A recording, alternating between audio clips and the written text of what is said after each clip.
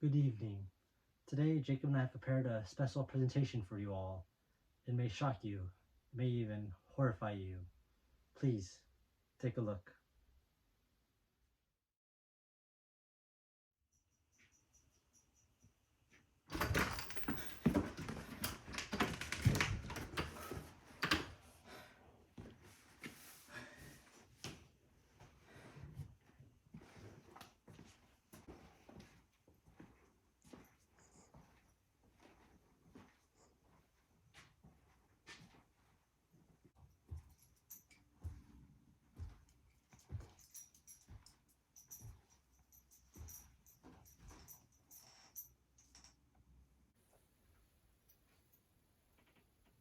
Good evening.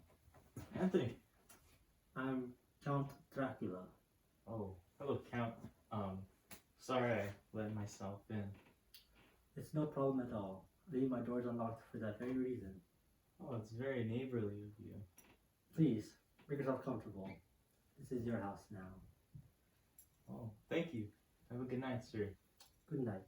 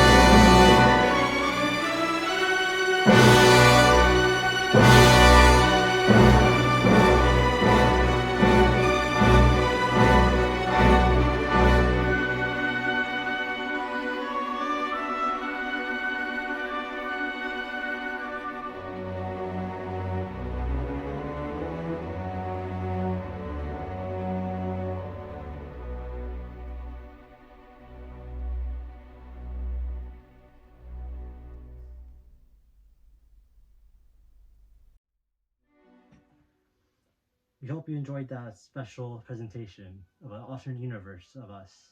But now we will get into the review of Dracula from 1931. So, what's your thoughts on the film? So, it's definitely a classic, and what this movie is essentially the birth of all Universal monsters. It was the first of the whole Universal of monsters came in 1931, so before Frankenstein. But like I said, the first one, and it's funny because the one thing that you really notice watching this movie is that you kind of pick up on little nuances of transitioning from silent film into like a talkie film, because at the time they were still brand new into the talkie movies with the sound, with the, oh yeah, when it wasn't silent, but it's a sound. um and I believe it only been 4 years old, that style of movies, and it's classic because you just see the I guess it's just very funny slash like weird how they're like the dialogue they have is very, you do not do that, and then like very, I guess it's almost like comical now, but at the time it was a very very scary thing. But it's, I think that aspect of the movies, it makes it classic, and you just can't, like, you can't help but to just love it. And especially Bela Lugosi's performance as Dracula, it's just, it's what became the norm of any vampire, you know, that, or mainly just Dracula, but just vampires in general. That's what they think of as Bela Lugosi's performance, and it's just, it's great. The way his mannerisms, the way he just speaks, just everything is, it felt right, and you just really felt a genuine horror seeing him and listening to him speak. There was a real presence when he was on screen, and I just think it's such a classic. It's hard to give it any negatives, but it's just great. It's such a classic. What do you think? I agree. I think it's a very well made film, especially for the time. It's very spooky.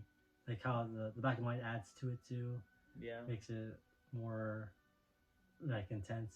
I feel like um, they do well, of course, with practical effects, since that's all they had at those time. Mm-hmm. The settings were great. Bela Lugosi's performance was amazing. It's all a well-made film. It's in my eyes a perfect film. Pretty much, not very much I can say wrong about it. Yeah. It's just done really well, and it's definitely, I feel like there's not a lot to say about it just because it's all really good. And if you haven't seen it, you should all watch it. It's the birth of the Universal Monster movies. Mm-hmm. The first of those series, I guess. Nosferatu came out before then, but that's not really part of it. But that's just, Yeah. but still, it's still like a very good, well-made movie, Mm-hmm. and it's very enjoyable. If you haven't seen it, you guys definitely should go watch it. It's funny because one of the things I mentioned is that uh, Dracula, Bela Lugosi in this movie, he turns into like a werewolf or just a wolf, and it's never brought up really after that. Like in mainstream movies, monster movies, just anything, he turns to a whole wolf, and no one talks about it. In the sequel, Dracula's Daughter, they do touch on the middle of it, but they don't really show it or anything. Yeah, just kind of mention it, and that's it. Yeah. But it's not really used anywhere else for vampires after that. It's lost. Just that he turns into a bat, but the wolf they don't really say. Yeah, and I like those practical effects of the little bats. You can tell someone's doing that. Yeah. Yeah, but it's done good. And I love the scene with Van Helsing, and he's identifying that he can't be seen in a mirror, and he makes Dracula open the mirror, right? And he just smacks. He's like, and you know, in movies nowadays, with a scene like that, he would just probably instantly kill him, you know. But this one, he hides away, and he just like looks at him. Yeah, he gives him a stare down. He's like, you shouldn't have done that. Yeah. But it's just so funny that back then they couldn't really they couldn't use I guess horrifying imagery. Like it was already intense enough for censorship for them to use, or just show him sucking the blood on someone. So when you see him go down, about to suck on someone's blood, their neck, it just pans into like a different shot. Yeah, and they or don't even fades in. they didn't allow them to show like the 2 marks on the neck even, Oh, because they say that they have punctures in it, but they never show it in the Spanish version.